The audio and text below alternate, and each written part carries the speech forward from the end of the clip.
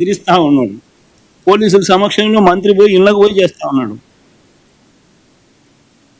ఈ మాదిరిగా ప్రజాస్వామ్యాన్ని అధికారంలో ఉన్న వాళ్ళు ప్రొటెక్ట్ చేయాల్సింది పోయి కూనీ చేస్తూ ఉంటే అసలు ఎందుకు ఎన్నికలు జరపాలి?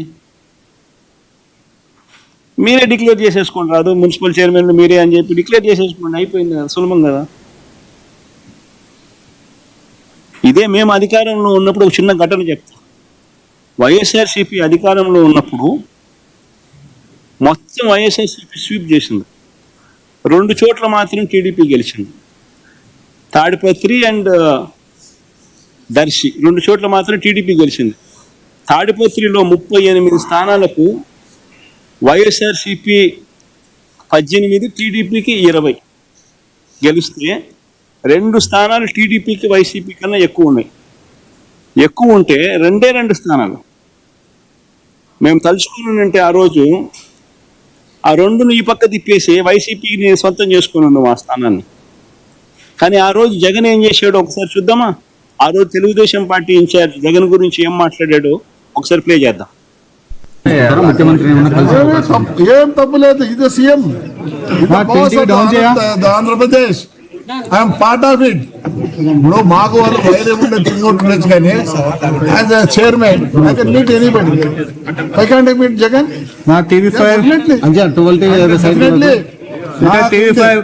నమ్మకం, ఎందుకంటే వాళ్ళ నానే నన్ను పొగిడాడు, ఆయనకు తెలుసు, నేను కూడా తెలుసు. Definitely help me. ఇప్పుడు ఎట్లా హెల్ప్ చేశాడు? భారత్ ఈ రోజు చైర్మన్షిప్ కి నథింగ్, రావడం కూర్చోవడం పోయింది. నిజంగా అనుకుంటే ఇప్పుడుండే పరిస్థితుల్లో హ్యాట్స్ అప్ టు జగన్. ఈరోజు నిజంగానే ఉండే పరిస్థితుల్లో మేము చైర్మన్ అయినామంటే ఫండ్స్ తెస్తే హ్యాట్స్ ఆఫ్ టు జగన్ అని చెప్పి తెలుగుదేశం పార్టీకి సంబంధించిన ఇన్ఛార్జ్ జగన్ గురించి అన్న మాట, దట్ ఈస్ కాల్డ్ గవర్నెన్స్. ప్రజాస్వామ్యంలో ప్రజలకు రక్షణగా ఉండాల్సిన బాధ్యత ప్రభుత్వాన్ని.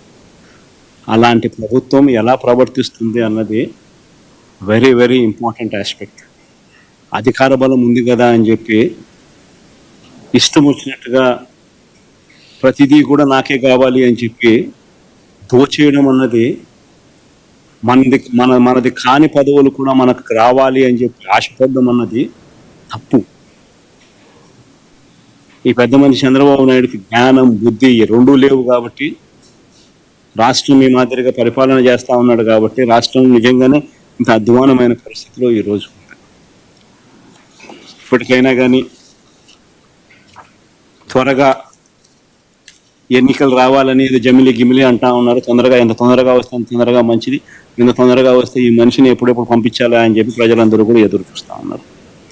ఇప్పటికే చంద్రబాబు నాయుడు గారిని ప్రశ్నించే స్వరాలు ఇప్పుడు పెరిగినాయి. రాబోయే రోజుల్లో చంద్రబాబు నాయుడు గారిని చొక్కా పట్టుకునే రోజులు కూడా దగ్గరలోకి వస్తాయి. రాబోయే రోజుల్లో ఆ తర్వాత వీళ్ళను తరిమి కొట్టే రోజులు కూడా దగ్గర